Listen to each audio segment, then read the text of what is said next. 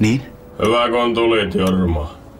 Heitäpäs nyt reellinen mielipide, eiköhän tää on vähän niinku pannumyssy tää meikäläisen kotsa. Siis se piispan hiippa vai? Nee, kun mua pikkasen vituttaa, kun juutalaisilla on niin näppärät lätyt. Kyllä se näyttää ihan siltä, miltä pitääkin, eli piispan hiipalta. No se on hyvä tietää, saatana. Jos ei ollut muuta, niin mulla on tuossa jouluaamun saarna hieman kesken, että jos mä saisin sen valmisteltua pois työruuhkien alta, niin voisin mennä mahdollisesti. Mitäs sä meinaat jouluna höpötellä sitten? No en mitään sen kummempaa. Ajattelin, kun teemana on kuitenkin köyhien joulu, niin rinnastaa seimen ja nykypäivän. Älä tommosta liirum laarumia.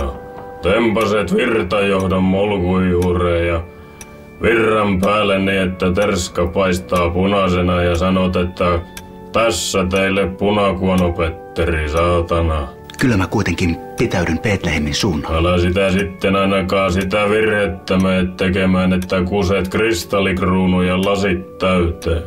Joku kun siellä virran lyö päälle, niin sinä huudat sitten kun ne räjähtää, että hyvää uutta vuotta. Mä oon pari kertaa sen virheen tehnyt ja molemmilla kerroilla tuli sanomista. No niin, hyvää jatkoa, jos se oma riitä. Kiitos.